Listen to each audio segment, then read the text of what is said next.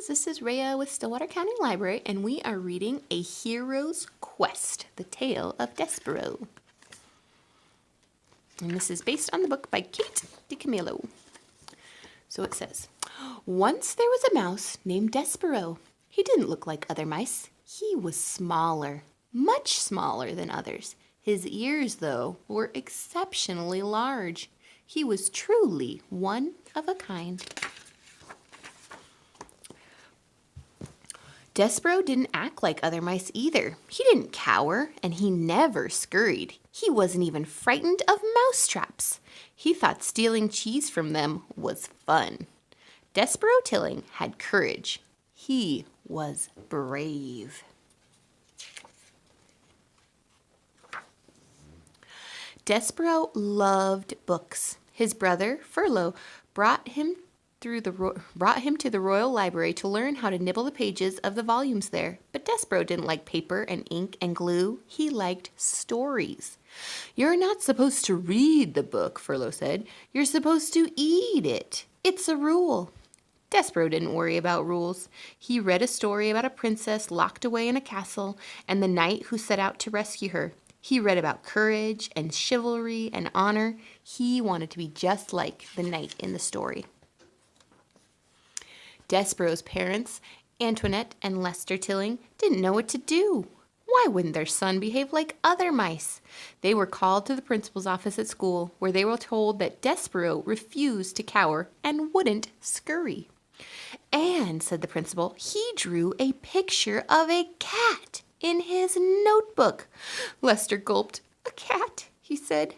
I'm afraid so, said the principal. He even named it Fluffy.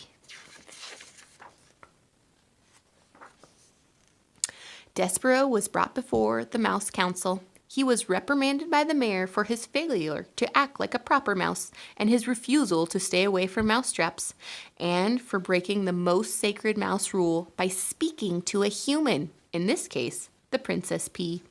Despero Tilling was banished to the dungeon.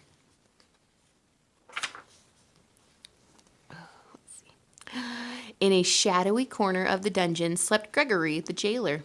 When he heard Despero enter, he snorted loudly and woke up. Who goes there? He called. It's me, Despero Tilling. Are ye a man or are ye a mouse? Barked Gregory. I am a gentleman, said Despero. Despero tried to tell Gregory about being a gentleman and following a code of honor. He tried to tell Gregory about the princess and the knight from the library book. I don't want to hear your stories, said Gregory.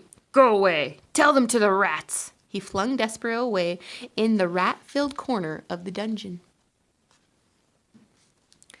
The rats swarmed over Despero and led him to the deepest, darkest part of the dungeon where they lived. Their leader, Botticelli, gathered his followers to decide where they ought to throw the mouse, to a hungry cat or to eat him themselves. The rats danced and sang, stinky, dark, and foul and rotting, oozing sores and blood that's clotting. Delicious hits the spot. It's great to be a rat. When we see a chained-up victim, our hearts bleed and then we lick him. Chew his ears and nose, then pick him. We're just being rats. Give us flesh and filth and bile. What you think is gross and vile makes us sing and dance and smile. We like to live like that. The rats closed in on Despero, but before he could eat him, a rat named Roscuro tricked Botticelli into letting him take the mouse away. Roscuro wasn't like the other rats. He wanted to get out of the dungeon. He had been a sailor once, and he longed to go back to that life. He knew that Despero was an honorable mouse, and he wanted to help. Together, they escaped. But soon the rats had a new victim, one more even enticing than a mouse. The beautiful and kind Princess P had been kidnapped and hidden in the dungeon. Only Despero, with his massive ears, heard her cries for help. He had read about knights and princesses, and he knew what he had to do. He raced to her prison cell to save her. I will deliver you from this evil, ma'am. It will be my quest. Thank you, my good gentleman, said P. Despero needed help. In the royal kitchen, he found Boldo, a clanking knight made of pots and pans and vegetables. Together they returned to the dungeon. Chivalry! Bravery! Honor! They cried. They snatched Princess Pri from the jaws of the rats. With the princess saved, the kingdom of Dor became sunny and hopeful and a hopeful place.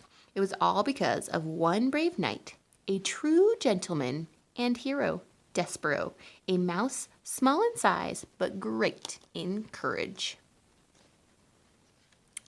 And there are more tales of Despero. If you guys like this story, you can definitely look those up. But that is the end of A Hero's Quest. Thank you for listening. Bye, friends.